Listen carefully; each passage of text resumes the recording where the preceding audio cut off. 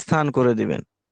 এজন্য এটি অনেক বড় আপনাদের জন্য একটি সুসংবাদ, খুশখবরি, যে আপনারা এক একজন এক একটি, কেউ ইঞ্জিনিয়ার, কেউ ডাক্তার, কেউ অন্য কাজে ব্যস্ত, এর মাঝে আপনারা যে কষ্ট করে আসছেন না, এই যে একটা পথ অবলম্বন করছেন, আপনাদেরকে আল্লাহ তাআলা ভালোবাসেন। আল্লাহ আপনাদের কল্যাণ চান, জান্নাতে নিয়ে যেতে চান। জান্নাতের থেকে আর বড় সফলতা কি হতে পারে বলেন? রাসূল বলেন যে মান মান ইউরিদিল্লাহু বি খায়রিন ইউফাক্কিহু ফিদ্দিন, আল্লাহ যদি কারো ভালো চান, কল্যাণ চান, তা কোনো না কোনো সময় এই ব্যক্তিকে আল্লাহ তাআলা দ্বীন ইলম, কোরআন এবং হাদিসের ইলম অর্জন করার সুযোগ করে দেন।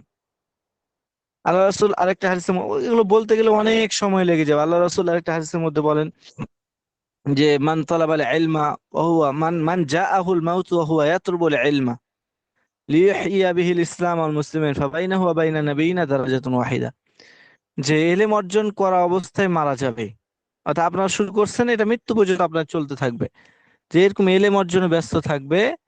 হ্যাঁ, আল্লাহ রাসূল বলেন যে এদেরকে, এদের এবং নবীদের একসাথে জান্নাতের মধ্যে এরা বসবাস করবে। জান্নাতে চলেই যাবে, জান্নাতের মধ্যে আবার গিয়ে এদের মর্যাদা কি হবে, যে নবীদের সাথে ইনারা বসবাস করবেন। কারণ এরা হচ্ছেন আল উলামা ওয়ারাসাতুল আম্বিয়া, এরা হচ্ছে নবীদের ওয়ারিস। হ্যাঁ, রাসূল বলেন যে কিসের নবীদের ওয়ারিস, কোন দিক দিয়ে, টাকা পয়সার? আল উলামা ওয়ারাসাতুল আম্বিয়া, নবীরা হচ্ছে, ওলামা একরাম হচ্ছে, হ্যাঁ, আর নবীদের ওয়ারিস। নবীদের এরা স্থলাভিষিক্ত প্রতিনিধি। তো নবীদের কাজ কি ছিল? টাকা পয়সার এর অংশীদার হবে? যে নবী 1000 টাকা রেখে গেছে, 1000 দিনার রেখে গেছে, দিরহাম রেখে গেছে, 1000 কেজি স্বর্ণ রেখে গেছে, এটা যত পৃথিবীতে ওলামা একরাম আজকে সবাইকে বন্টন করে দেওয়া হবে, এরকম না, না। রসুলের যে ইলম, রসুলের যে দায়িত্ব, রসুলের যে কাজ, কোরআন এবং হাদিসকে শিক্ষা করা এবং সেগুলো মানুষের মাঝে ছড়িয়ে দেওয়া, মানুষকে ইলম বিতরণ করা, ইলম দেওয়া, এই যে কাজ, এটা ওলামা একরাম করবে, এটার হচ্ছে তারা ওয়ারিস। এই জন্য, যেহেতু নবীওয়ালা কাজ ওলামা একরাম করবে, হ্যাঁ, এই জন্য এরা নবীদের সাথে এদের জান্নাতে থাকার ব্যবস্থা আল্লাহ তাআলা করে দিবেন। তা আপনারা এরকম অনেক হাদিস আছে আপনাদের সুসংবাদের জন্য, আপনাদের যারা কষ্ট করে এলেম অর্জন করবে তাদের সুসংবাদের জন্য। এরকম অনেক অনেক অনেক হাদিস এবং ফজিলত আর মর্যাদার কথা হাদিসের মধ্যে আছে। তা আপনারা যে এত কষ্ট করে আসছেন, এটি আপনাদের আপনাদের অবশ্যই আল্লাহ আপনাদের কল্যাণ চান, ভালো চান। আপনাদের সময় নষ্ট করা থেকে আল্লাহ তাআলা হেফাজত করে আপনাদেরকে জান্নাতে নিতে চান। কারণ আপনি সাপ্তাহিক, যে সপ্তাহের পড়া হবে, এটা দেওয়া হবে, এটা যদি আপনি পড়তে যান ঠিকভাবে, ভালো আলেম যদি হতে চান, এখানে অনেক ভালো আলেম ক্লাস করান, অনেক ভালো ভালো আলেমের এখানে আপনাদের পড়ানো হবে, বা অনেক ভালো ভালো আলেমরা এখানে আপনাদেরকে পড়াবে আর কি। তো এই সমস্ত ভালো ভালো আলেমের কাছে শিখে আপনারা যদি ভালো আলেম হতে চান, যেভাবে বলবেন, তাহলে দেখা যাবে যে আপনারা অবসর সময় পাবেন না। আপনার ব্যস্ততার পরে যে ফাঁকা সময়টুকু পাবেন, ফেসবুক চালানোর সময় আর পাবেন না, এখানে ইউটিউব দেখার আর সময় পাওয়া যাবে না। দেখা যাবে যে আপনাকে পড়ালেখার মধ্যে, একটা ভালো একটা কাজের মধ্যে ব্যস্ত আল্লাহ তাআলা আপনাকে রাখবেন। এবং এটা আপনি সব পেতেই থাকবেন, পেতেই থাকবেন, মানে জান্নাতে যাওয়ার যত আহ ওয়াসাইল আছে, আল্লাহ তাআলা এই ইলম অর্জন করলে এটা আল্লাহ ব্যবস্থা করে দেন। তো অনেক বড়, অনেক বড় খুশখবরি এবং সুসংবাদ আপনাদের জন্য যে আপনারা এই লাইনে আসছেন।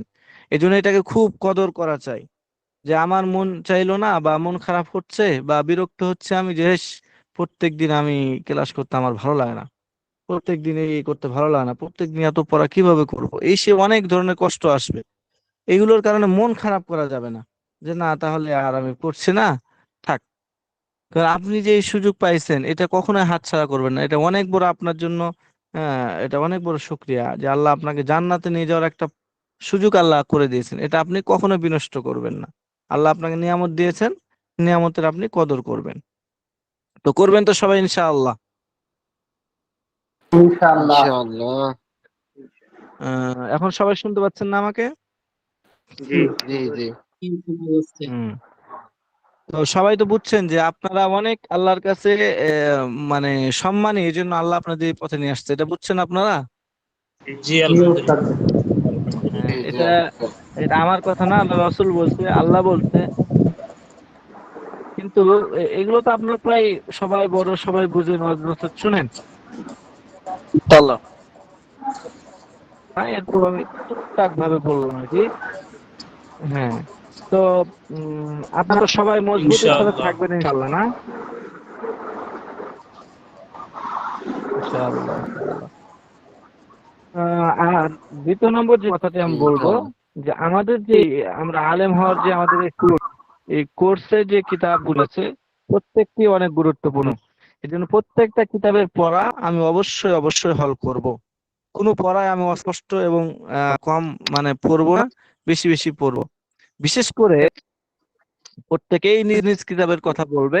এরপরও আমি বিশেষ করে খাস ভাবে আপনাদেরকে মিজান এই কিতাবের কথা বলবো, কারণ কেউ যদি মিজান এই কিতাব ভালো করে পড়ে, আপনি অন্যান্য ওস্তাদ যারা পড়াবেন তাদেরকেও জিজ্ঞেস করবেন, মোহতামিম সাহেব হুজুরকেও জিজ্ঞেস করবেন, আপনার আশপাশে যে আলেম আছে তাদেরকেও জিজ্ঞেস করবেন, যে কেউ যদি ভালো আলেম হতে চায় তাহলে মিজান যে কিতাব আপনারা পড়বেন, আপনাদের সামনে যে কিতাব আজকে যে কিতাবের ক্লাস হবে, এই কিতাব ভালো করে মুখস্থ করা ছাড়া পৃথিবীতে কেউ কখনো বড় আলেম হতে পারবে না। বড় আলেম কেউ যদি হতে চায় তাহলে তাকে এই মিজান কিতাবটি, মিজানুল সরফ মিজান কিতাবটি অবশ্যই ভালোভাবে মুখস্থ করতে হবে, ঠুরস্থ করতে হবে, আয়ত্ত করতে হবে। এটার বিকল্প কোনো পথ নেই। হ্যাঁ, আর অন্যান্য যে কিতাবগুলো আছে এগুলো তো পড়তেই হবে, এগুলো সহায়ক। তবে এই কিতাব এ যতগুলো অন্যান্য কিতাব আছে ওই কিতাব আপনি যেই পরিমাণ মানে পড়বেন, যেই পরিমাণ সময় নিয়ে ওগুলো তো পড়বেন, কোনো কিতাবই ছাড়া যাবে না। তবে ওই 6টা বা 5টা বা 4টা বা 3টা কিতাবে যে পরিমাণ সময় দিবেন, আপনাদেরকে অবশ্যই ওই 3টা কিতাবের সমান এই কিতাবের সময় দিতে হবে। কারণ ওগুলো 10 মিনিট, আমি উদাহরণস্বরূপ বলছি, 10 মিনিট পড়লে আপনার হয়তো হয়ে যেতে পারে, উদাহরণস্বরূপ মানে কারো 1 ঘন্টাতে হয়ে যেতে পারে। কিন্তু মিজান কিতাব এটাকে 1 ঘন্টায় পড়লে হবে না, তাকে 3 ঘন্টা পড়তে হবে। 3 গুণ 4 গুণ 5 গুণ বেশি এই কিতাব পড়তে হবে যদি ভালো আলেম হতে আপনারা চান। তো সবাইকে মেহনত করতে হবে আর ধৈর্য নিয়ে পড়তে হবে, কারণ আপনারা যেহেতু এই লাইনে প্রথম, দেখা যাবে যে অনেক কথা প্রথমে বুঝে আসবে না, হয়তো এটা দ্বিতীয় স্টেপে আমরা যখন দ্বিতীয়বার কিতাব শুরু করব, তৃতীয়বার শুরু করব, তখন আমাদের বুঝে আসবে। আমাদের অনেকেই দেখা যায় যে কিতাব মুখস্থ করে ফেলছে কিন্তু বুঝে নাই। তো এই যখন একটু বড় হয় তখন এগুলো আবার বুঝে আসে। দেখা যাচ্ছে যে মিজানের বছর ওই 1 বছর পড়ছে, কিছুই বুঝে নাই কিন্তু মুখস্থ করছে, চেষ্টা করছে আর মুখস্থ করছে। তো পরবর্তীতে এই অল্প সময় বুঝে নেবে। আর যদি মুখস্থই না করে যে আমি তো বুঝলাম না তেমন একটা, তো এটা মুখস্থ করবো না থাক, তাহলে সে তার হবে না। তাকে নতুন করে তখন মুখস্থ করতে হবে, দেখা যাবে যে সে আর এগিয়ে যেতে পারবে না। এই জন্য প্রথম কাজ আপনাদের এই কিতাবের জন্য সেটা হচ্ছে মুখস্থ করা।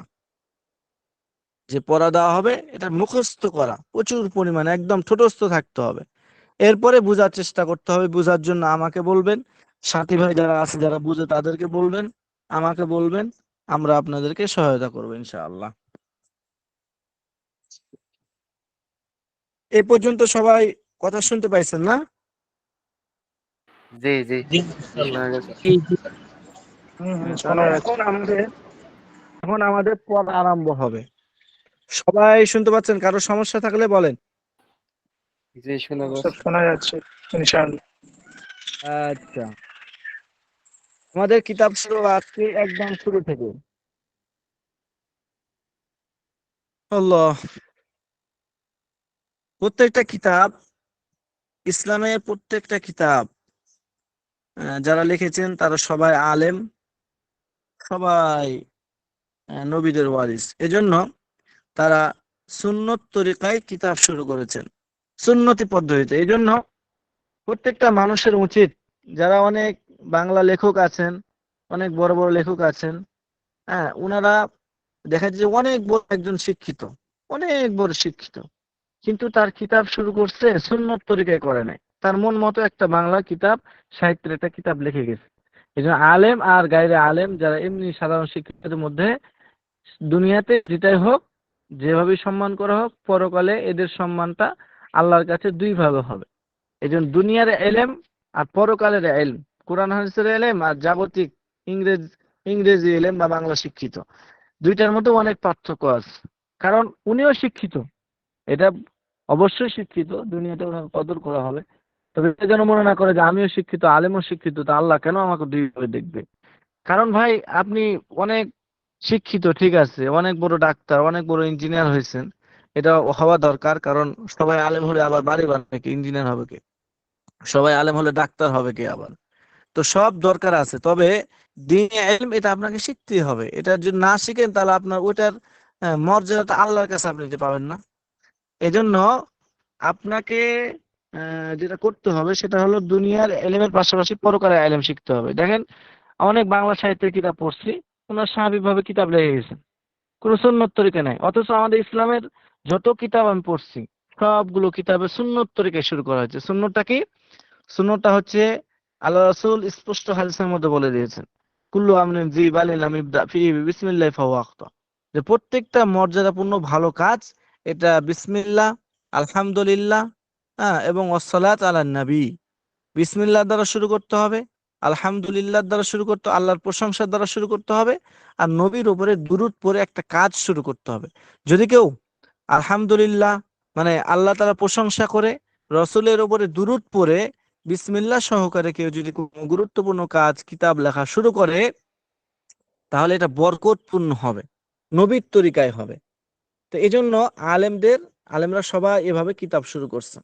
এই জন্য মুসান্নিফও কিতাব শুরু করছেন বিসমিল্লাহ, আলহামদুলিল্লাহি রাব্বিল আলামিন, ওয়াল আকিবাতু লিল মুত্তাকিন, ওয়াসসালাতু ওয়াসসালামু আলা রাসূলিহি মুহাম্মাদিন ওয়া আলিহি ওয়া আসহাবিহি আজমাইন। এভাবে উনি কিতাব শুরু করছেন, কারণ এভাবে কিতাব শুরু করলে কিতাবটা বরকতময় হবে এবং এটা আল্লাহর কাছে মনোনীত হবে, ফায়দা হবে। আর দেখেন, এই কিতাবটা কতটা গ্রহণযোগ্য, পুরা পৃথিবীতে এই কিতাব পড়ানো হয়, কত মানুষের উপকার লাভ করছে, ভালো ভালো আলেম হচ্ছে, কারণ সুন্নত তরিকে শুরু করছেন। তা আপনারা অবশ্যই আলেম হবেন, আলেম হওয়ার জন্য আসছেন। আল্লাহ যেন আলেম হক্কানি ভালো আলেম হওয়ার তৌফিক দান করে সবাইকে। সবাই বলেন আল্লাহুম্মা আমিন। اللهم اللهم آمين. آمين. আলহামদুলিল্লাহি রাব্বিল আলামিন, ওয়াল আকিবাতু লিল মুত্তাকিন, ওয়াসসালাতু ওয়াসসালামু আলা রাসূলিহি মুহাম্মাদিন ওয়া আলিহি ওয়া আসহাবিহি আজমাইন। এখানে অর্থ দেওয়া আছে। উস্তাদ জি, জি, জি বলেন। এটাও কি মুখস্থ করতে হুজুর, হবে? এটাও কি মুখস্থ করতে হবে? না না না না, এটা মুখস্থ এখন প্রাথমিক অবস্থা, এটা করতে হবে না। এটা শুধু জাস্ট শুরু করছি, নিয়ম যেহেতু এভাবে শুরু করতে হবে, শুরু করছি। কোনটা মুখস্থ করতে হবে আমি বলে দেবো, হ্যাঁ, পরে। বলছি জি।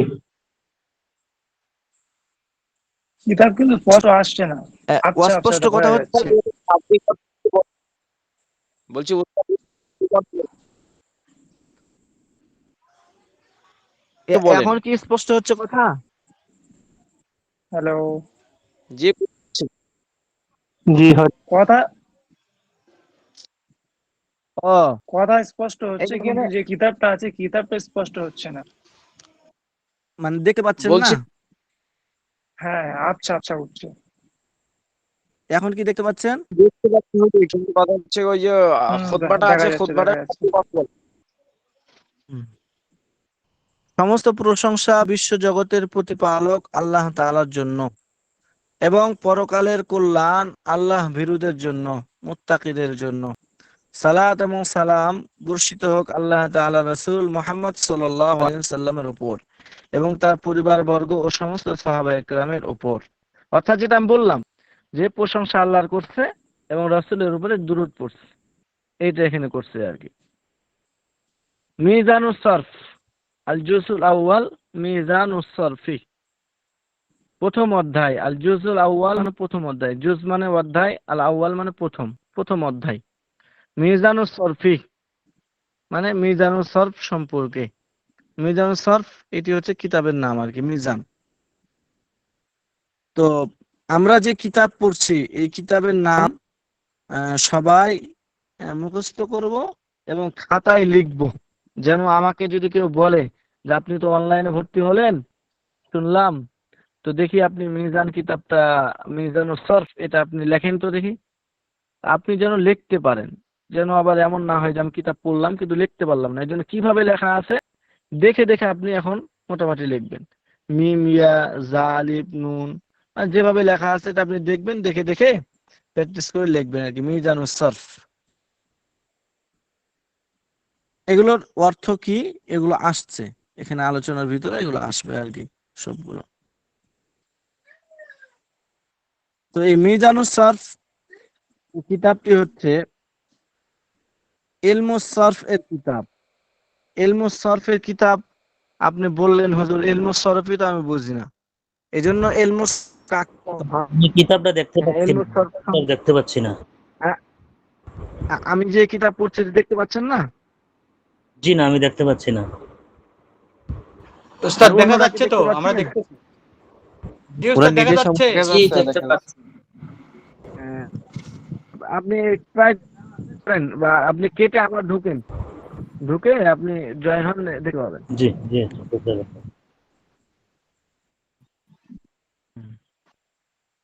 আচ্ছা, তো শুধু কি একজন দেখতে পাচ্ছেন না নাকি সবাই?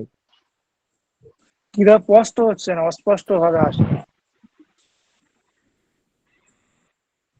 অস্পষ্ট? তো এটা আপনার অস্পষ্ট হওয়ার কথা নয়, আমার এখানে তো স্পষ্ট দেখা যাচ্ছে।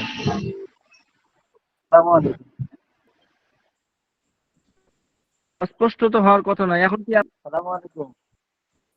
ছোট লেখা একটু ভালো করে দেখতে হবে। ওয়ালাইকুম সালাম। আপনি কেটে আবার ভিতরে হ্যাঁ, ঢুকেন। এবার ঠিক আছে, এবার ঠিক আছে, এখন কি এবার ঠিক আছে, বুঝতে পারছেন এবার? এবার ঠিক আছে। বোঝা যাচ্ছে, বোঝা হুম, যাচ্ছে। আচ্ছা।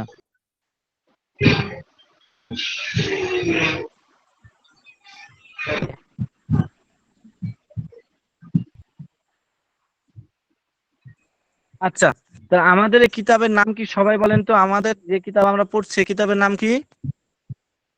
মিজানুস শরফ। মিজানুস সরফ। মিজানুস সরফ। সবাই উচ্চারণ করে সুন্দর করে বলবেন। মিজানুস মিজানুস সরফ। সবাই বলেন তো, আমরা যে কিতাব পড়ছি এই কিতাবের নাম কি? শরফ। মিজানুস সরফ। মিজানুস সরফ। মিজানুস শরফ। তাহলে এই কিতাবটা যদি সবাই লিখতে পারবেন তো নাম ইনশাআল্লাহ? ইনশাআল্লাহ লিখতে পারবো। জি ইনশাআল্লাহ পারবো। দেখে দেখে লিখবেন। আচ্ছা, তা আমাদের এই কিতাব মিজানুস সরফ, এটি হচ্ছে ইলমুস সরফ সম্পর্কে লিখিত একটি কিতাব। ইলমুস সরফ, ইলমুস সরফের বিষয়ে লিখিত একটি কিতাব। ইলমুস সরফের পরিচয় আমি যখন জানবো তখন আমি বুঝতে পারবো যে এই কিতাবটা কোন বিষয়ে লেখা হয়েছে। এই জন্য ইলমুস সরফ এর আলোচনা এখানে করা হবে। ইলমুস সরফ আলোচ্য বিষয় ও উদ্দেশ্য। তাহলে বুঝছেন যে ইলমুস সরফটা কোত্থেকে আসলো? যদি বলেন হঠাৎ করে আবার ইলমুস সরফ এখানে দেখতেছি, ইলমুস সরফ কোত্থেকে আসলো? তো এটা হলো যে কারণ যে মিজানুস সরফ এটি লেখা হয়েছে, এই কিতাবটি লেখা হয়েছে ইলমুস সরফের বিষয়ে। ইলমুস সরফটা কি এটা না বুঝলে তো আমি বুঝবো না যে মিজানুস সরফ এই কিতাবটা কোন বিষয়ে লেখা। এখানে পরিচয় তুলে ধরা হয়েছে যে ইলমুস সরফ কাকে বলা হয়। ইলমুস সরফ এর পরিচিতি, আলোচ্য বিষয় ও উদ্দেশ্য। প্রথমত ইলমুস সরফের পরিচয়। ইলমুস সরফ কাকে বলা হয়? ইলমুস সরফ ব্র্যাকেটে যেটা আছে এটা হলো ইলমুস সরফের বাংলা উচ্চারণ। ইলমুস সরফ এর শাব্দিক অর্থ। ইলমুস সরফের শাব্দিক অর্থ,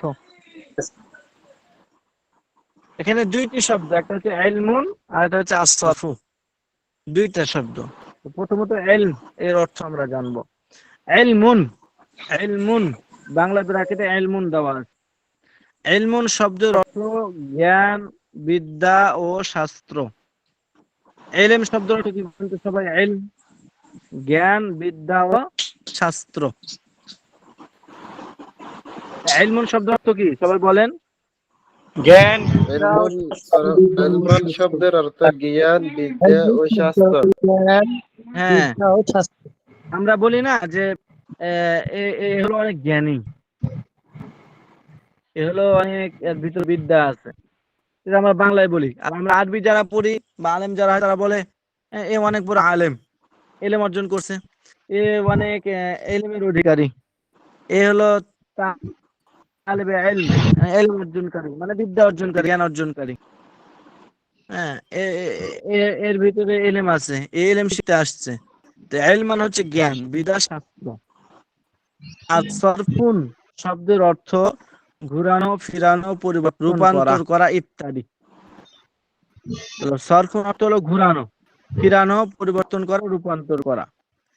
তাহলে ইলমুন অর্থ হলো জ্ঞান, আর আপনার ইলম অর্থ হলো জ্ঞান, বিদ্যা বা শাস্ত্র, আর সরফুন অর্থ হলো ঘোরানো ফিরানো, পরিবর্তন করে রূপান্তর করা।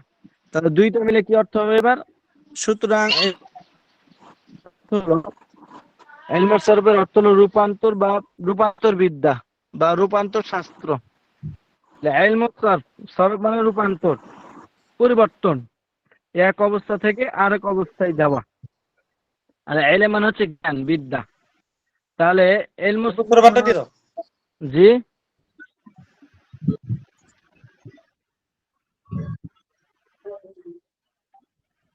কি বললেন? বুঝলাম না। হুজুর আপনি পড়ান। হ্যাঁ, ইলমুস সরফ, ইলমুস সরফের অর্থ হলো তাহলে দুইটা মিলে যে রূপান্তর বিদ্যা বা রূপান্তর শাস্ত্র। ইলমুন মানে হচ্ছে বিদ্যা, জ্ঞান, আর সরফ মানে হচ্ছে ঘুরানো ফিরানো, পরিবর্তন করে রূপান্তর করা। তো এটা হচ্ছে রূপান্তরের ইলম, রূপান্তরের বিদ্যা। এখানে রূপান্তর এর বিদ্যা শেখানো হবে। মিজানের মধ্যে ইলমুস সরফ সম্পর্কে আপনাদের জ্ঞান দেওয়া হবে, অর্থাৎ রূপান্তর। হ্যাঁ, রূপান্তর মানে একটা শব্দ কিভাবে পরিবর্তন হতে থাকে, এগুলো আপনার এখানে শেখানো হবে। বাংলাতেও কিন্তু এরকম পরিবর্তন হয়। যেমন বাংলায় আমরা বলি আমি খেয়েছি, আমরা খেয়েছি, জি কে কি বললেন?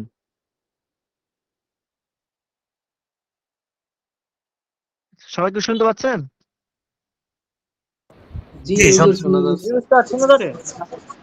আচ্ছা, তাহলে ইলমুস সরফ, ইলমুস সরফ মানে হচ্ছে ঘুরানো ফিরানো, পরিবর্তনের ইলম বা বিদ্যা। পরিবর্তন আমরা বাংলায় করি, তো এটা হলো আমাদের আরবিতে পরিবর্তন শেখাবে। বাংলায় পরিবর্তন যেমন দেখেন তাহলে বুঝবেন যে আমি খেয়েছি, আমরা খেয়েছি, তুমি খেয়েছো, তোমরা খেয়েছো, সে খেয়েছে, তারা খেয়েছে। তাহলে আমি, আমরা, তুমি, তোমরা, সে, তারা, বিভিন্ন পরিবর্তন হয়ে গেল না খেয়েছির মধ্যেই? আমি খেয়েছি, আমরা খেয়েছি, আমি খেয়েছি মানে আমি একজন খেয়েছি, আমরা খেয়েছি মানে আমরা অনেক পুরুষ মহিলাও হতে পারে, অনেক লোক মিলে খাইছি। তুমি খেয়েছো, তোমরা খেয়েছো, সে খেয়েছে, তারা খেয়েছে। তাহলে খেয়েছের ভিতরে অনেক পরিবর্তন হয়ে গেল না বাংলার মধ্যেই? তো এটা হচ্ছে বাংলার মধ্যে পরিবর্তন। তো আরবিতেও এরকম পরিবর্তন হয়। তো আরবিতে যে পরিবর্তনটা হবে, ওই পরিবর্তনটা আমাদেরকে এই কিতাবটা শিখাবে। তাহলে এটা যেন কেমন যেন এই পরিবর্তনের বিদ্যা বা পরিবর্তনের একটা শাস্ত্র আর কি এই কিতাবটা, মিজানুস সরফ এই কিতাবটা। এবার সবাই বুঝছেন তো ইলমুস সরফের অর্থ কি? জি। তাহলে আমাদের মিজানুস সরফ এই কিতাবটা লেখা হয়েছে ইলমুস সরফ সম্পর্কে। আর ইলমুস সরফের অর্থ হচ্ছে রূপান্তর বা পরিবর্তনের বিদ্যা বা শাস্ত্র।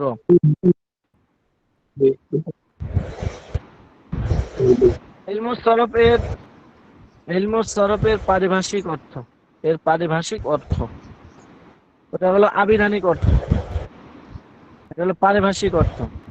যে শাস্ত্র দ্বারা শব্দের মূল গঠন ও পরিবর্তন নিয়ম জানা যায় তাকে ইলমুস সরফ বলে। যে শাস্ত্র দ্বারা শব্দের মূল গঠন ও পরিবর্তনের নিয়ম জানা যায় তাকে ইলমুস সরফ বলে। এটা শুধু মুখস্থ করে নেবেন আপনারা, ঠিক আছে? যে শাস্ত্র শব্দের মূল গঠন ও পরিবর্তন বললাম শব্দ, এটা আরবিতে একটা শব্দ কিভাবে মূল গঠনটা কি আর এর পরিবর্তনটা কি, এগুলো এখানে শেখানো হবে। কি বলছিলাম?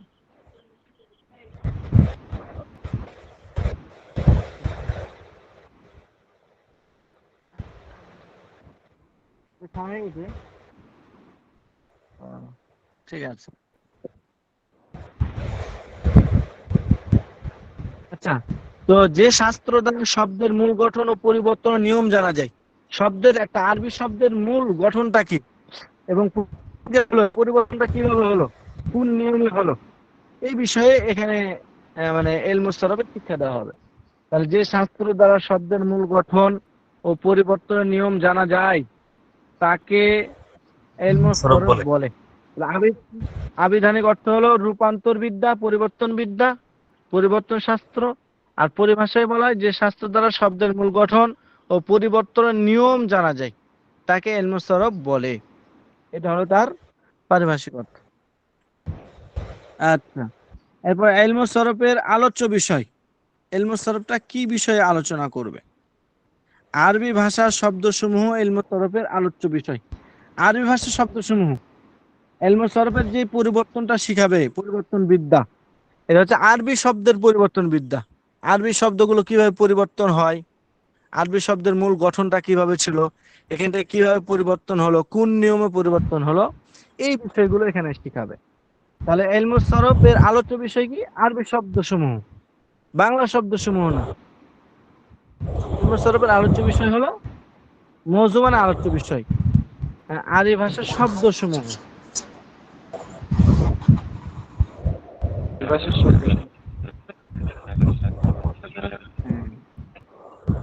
ইলমুস সরফের গরজ বা উদ্দেশ্য, আরবি ভাষার শব্দসমূহ নির্ভুলভাবে গঠন করা, বলা ও লেখার নিয়ম পদ্ধতি অবগত হওয়াই ইলমুস সরফের উদ্দেশ্য।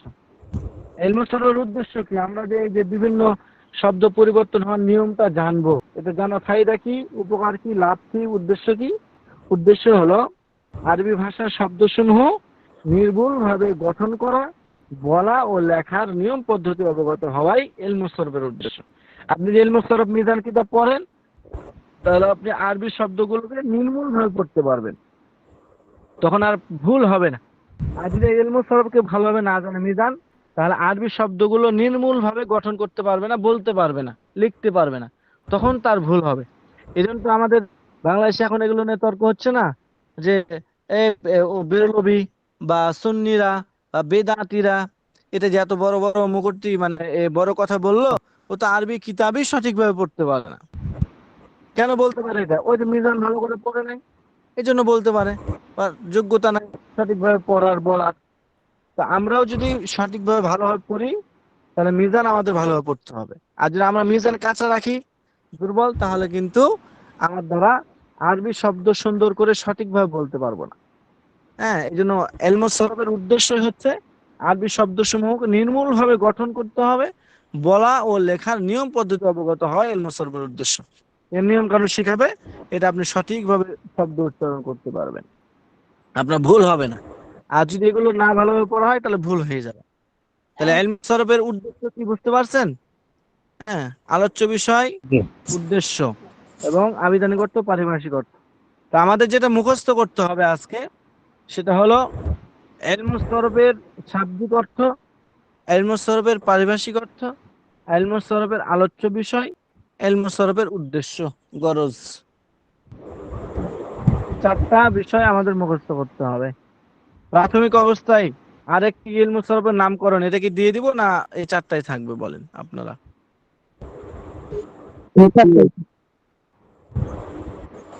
আপনাদের যতটুকু পড়া হলো এতটুকু মোটামুটি বুঝছেন?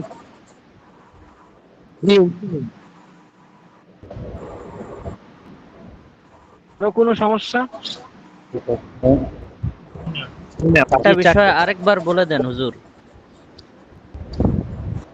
আচ্ছা, ঠিক আছে। আচ্ছা, আরেকবার আমি বলছি। আর কারো কোনো সমস্যা? জি,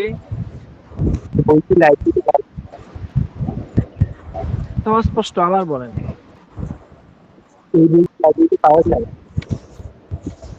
পিডিএফ পাওয়া যাবে, এগুলো এগুলো আপনারা ওই যে হোয়াটসঅ্যাপে লিখে রাখবেন, আপনাদের এগুলো সব অ্যান্সার দিবে আর কি। হ্যাঁ,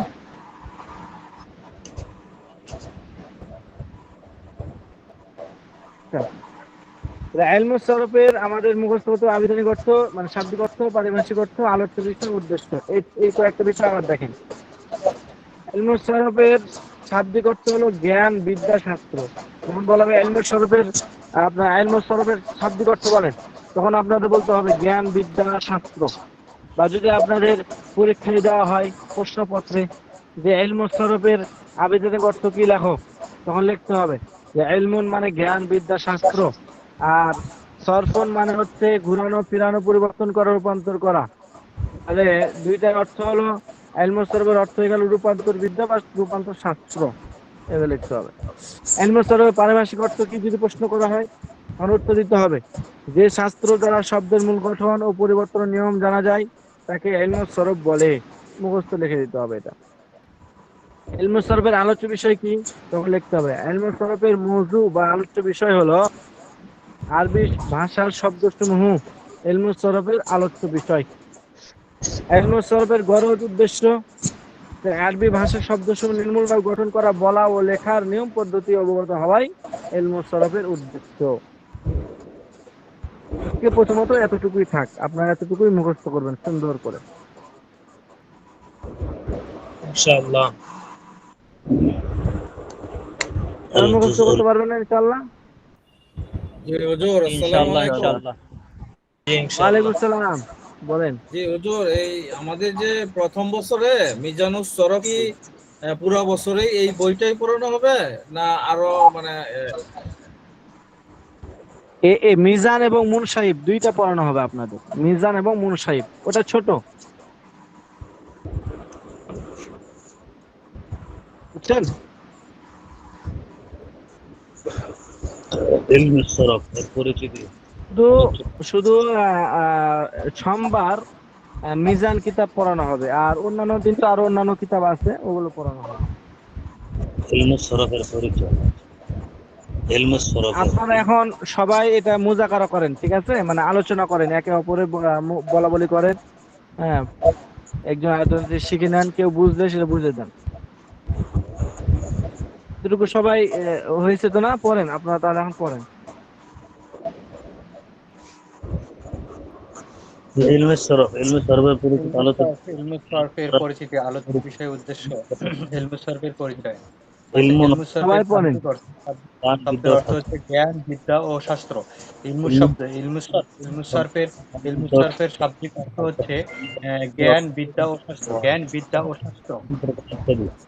সরফ সরফের সারফুন শব্দ, অন্তর করা ইত্যাদি। সারফুন শব্দের অর্থ হলো ঘুরানো, ফেরানো। আর ইলম শব্দের অর্থ হচ্ছে জ্ঞান, বিদ্যা ও শাস্ত্র। আর সারফুন শব্দের অর্থ হচ্ছে ঘুরানো, ফেরানো, পরিবর্তন করা, রূপান্তর করা ইত্যাদি। সুতরাং ইলমুস সরফ এর অর্থ হলো রূপান্তর বিদ্যা বা রূপান্তর। ইলমুস সরফের অর্থ হচ্ছে রূপান্তর বিদ্যা বা রূপান্তর, রূপান্তর বিদ্যা বা রূপান্তর শাস্ত্র। এর পারিভাষিক অর্থ, ইলমুস সরফের পারিভাষিক অর্থ হচ্ছে যে শাস্ত্র দ্বারা শব্দের মূল গঠন ও পরিবর্তনের নিয়ম জানা যায় তাকে ইলমুস সরফ বলে। ইলমুস সরফ, ইলমুস সরফ। যে শাস্ত্র দ্বারা শব্দের মূল গঠন ও পরিবর্তনের নিয়ম জানা যায় তাকে ইলমুস সরফ বলে। মওদু মওদু ইলমুস সরফ, আলোচ্য বিষয়। মওদু ইলমুস সরফ। আরবি ভাষার শব্দসমূহ ইলমুস সরফ, ইলমুস সরফের আলোচ্য বিষয়। ইলমুস সরফের আলোচ্য বিষয়। আরবি ভাষার শব্দসমূহ ইলমুস সরফের আলোচ্য বিষয়। ইলমুস সরফের উদ্দেশ্য, ইলমুস সরফের উদ্দেশ্য আরবি ভাষার শব্দসমূহ নির্মূলভাবে গঠন করা, নির্ভুলভাবে গঠন করা, পড়া ও লেখার নিয়ম পদ্ধতি অবগত হওয়াই ইলমুস সরফের উদ্দেশ্য। ও লেখার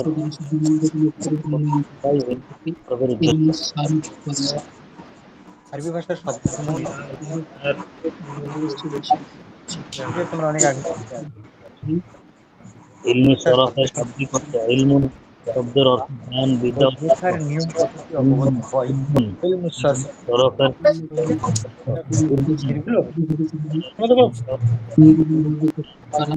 বলতে কোনো ভুল, লেখা লেখার মধ্যে কোনো ভুল নেই।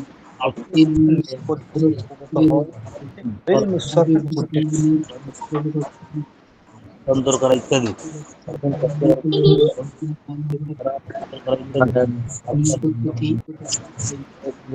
রূপান্তর করা ইত্যাদি। আসসালামু আলাইকুম। পরিবর্তন করে ওয়ালাইকুম আসসালাম। ক্লাস কি শেষ হয়ে গেছে নাকি? হ্যাঁ, ক্লাস তো মোটামুটি কি মনে হয় এখন শেষ। এখন শুধু আমরা মুজাকারা করি। তাহলে হয়তো একটু ভালো। ও উস্তাদ এখনো ক্লাস শেষ করেনি, হ্যাঁ, আমি উনি আমি চলে আমাদেরকে যাব পড়তে বলছেন। আমি চলে যাব আপনারা এখন জি পড়েন আমি ওটা চলে গেছে। ইলমে সরফের শাব্দিক অর্থ ইলমুন শব্দের অর্থ জ্ঞান বিদ্যা ও শাস্ত্র, ইলমুন শব্দের অর্থ জ্ঞান বিদ্যা ও শাস্ত্র, আর সরফুন শব্দের অর্থ গ্রহণ করানো পরিবর্তন করা রূপান্তর করা ইত্যাদি, আর সরফুন শব্দের অর্থ গ্রহণ করানো পরিবর্তন করা রূপান্তর করা ইত্যাদি। সুতরাং ইলমে সরফের অর্থ রূপান্তর বিদ্যা বা রূপান্তর শাস্ত্র। সুতরাং সবাই ইলমে প্রত্যেক দিন উপস্থিত থাকবেন। আমাকে রূপান্তর শুনতে পাচ্ছেন না? শাস্ত্রের এখন একটু পড়া অফ করেন। হ্যাঁ, সবাই প্রত্যেক প্রত্যেকটা ক্লাসে উপস্থিত থাকবেন ইনশাআল্লাহ। আর পড়া যে যতটুকু দেওয়া হলো সুন্দর করে মুখস্থ করে নিয়ে আসবেন ইনশাআল্লাহ। এখন আপনারা মুজাকারা করেন, আমি আমি চলে গেলাম আর কি। হ্যাঁ, জাযাকাল্লাহ। আসসালামু আলাইকুম রহমতুল্লাহ। ওয়ালাইকুম আসসালাম ওয়া রাহমাতুল্লাহ। মুজাকারা। ইলমে সরফের শাব্দিক অর্থ ইলমুন শব্দের অর্থ জ্ঞান বিদ্যা ও শাস্ত্র, ইলমুন শব্দের অর্থ জ্ঞান বিদ্যা ও শাস্ত্র, ইলমুন শব্দের অর্থ জ্ঞান বিদ্যা ও শাস্ত্র, আর সরফুন শব্দের অর্থ গ্রহণ ফেরানো পরিবর্তন করা রূপান্তর করা ইত্যাদি। সরফুন শব্দের অর্থ গ্রহণ ফেরানো পরিবর্তন করা রূপান্তর করা ইত্যাদি। সুতরাং ইলমু সরফের অর্থ হলো রূপান্তর বিদ্যা বা রূপান্তর শাস্ত্র। ইলমু সরফের অর্থ হলো রূপান্তর বিদ্যা বা রূপান্তর শাস্ত্র। সুতরাং পড়েন ইলমু আমি শুনি। সরফের অর্থ হলো রূপান্তর বিদ্যা বা রূপান্তর শাস্ত্র। ইলমু সরফের পারিভাষিক অর্থ যে শাস্ত্র দ্বারা শব্দের মূল গঠন বা মূল গঠন পরিবর্তনে নিয়ম করা যায় তাকে ইলমু সরফ বলে। ইলমু সরফের পারিভাষিক অর্থ যে শাস্ত্র দ্বারা শব্দের মূল গঠন ও পরিবর্তনের নিয়ম জানা যায়। ইলমু সরফের পারিভাষিক অর্থ ইলমি ইলমু সরফের পারিভাষিক অর্থ যে শাস্ত্র দ্বারা শব্দের মূল গঠন ও পরিবর্তনের নিয়ম জানা যায় তাকে ইলমু সরফ বলে। ইলমু সরফের ইলমু সরফের মওদু ইলমু সরফের মওদু আলোচ্য বিষয় আরবি ভাষার শব্দ সমূহ ইলমু সরফ এর আলোচ্য বিষয় ইলমু সরফের মওদু আলোচ্য বিষয় আরবি ভাষার শব্দ সমূহ ইলমু সরফ এর আলোচ্য বিষয় আরবি ভাষার শব্দ সমূহ ইলমু সরফের মওদু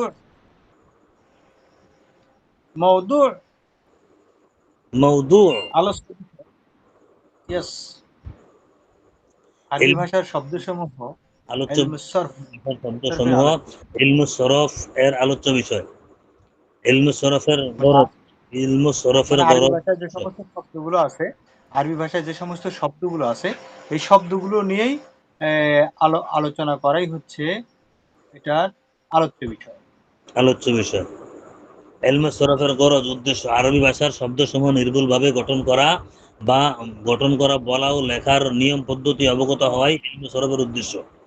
গরদ ইলমুস সরফ মানে উদ্দেশ্য। আরবি ভাষার শব্দসমূহ নির্ভুলভাবে গঠন করা, বলা ও লেখা, মানে গঠন করা, বলা এবং লেখা। গঠন করা, বলা এবং লেখা। আরবি ভাষার শব্দগুলো নির্ভুলভাবে গঠন করা, বলা এবং লেখা, নিয়ম পদ্ধতি অবগত হওয়াই হচ্ছে ইলমুস সরফের উদ্দেশ্য। ইলমুস সরফের উদ্দেশ্য হচ্ছে আরবি ভাষাগুলো, আরবি শব্দসমূহ নির্ভুলভাবে গঠন করতে হবে, নির্ভুলভাবে যেন বলা যায়, নির্ভুলভাবে যেন লেখা যায়, এই নিয়ম পদ্ধতি অবগত হওয়াই হচ্ছে ইলমুস সরফের উদ্দেশ্য। ইলমুস সরফের উদ্দেশ্য ইলমুস সরফ। ইলমুস সরফ মানে হচ্ছে রূপান্তর বিদ্যা বা রূপান্তর শাস্ত্র। রূপান্তর বিদ্যা বা রূপান্তর শাস্ত্র। ইলমুস সরফ অর্থ হচ্ছে রূপান্তর বিদ্যা বা রূপান্তর শাস্ত্র। আর এর পারিভাষিক অর্থ হচ্ছে ইলমুস সরফের পারিভাষিক অর্থ হচ্ছে শব্দের মূল গঠন ও পরিবর্তনের নিয়ম জানা। শব্দের মূল গঠন ও পরিবর্তনের নিয়ম জানা। আর মওদু ইলমুস সরফ বা আলোচ্য বিষয় হচ্ছে এই মওদু শব্দসমূহ, আরবি ভাষার শব্দসমূহ ইলমুস সরফ এর আলোচ্য বিষয়। আচ্ছা আচ্ছা আচ্ছা, আলোচ্য বিষয় হচ্ছে আরবি ভাষার শব্দসমূহ। আরবি ভাষার শব্দগুলো নিয়েই ইলমুস সরফ আলোচনা করে, আলোচ্য বিষয়। তারপর হচ্ছে গরজ ইলমুস সরফ উদ্দেশ্য আরবি ভাষার শব্দসমূহ নির্ভুলভাবে গঠন করা, বলা ও লেখার নিয়ম পদ্ধতি অবগত হওয়াই ইলমুস সরফ এর উদ্দেশ্য। আরবি শব্দসমূহ নির্ভুলভাবে গঠন করা, বলা ও লেখার নিয়ম পদ্ধতি অবগত হওয়াই ইলমুস সরফ। ইলমুস সরফ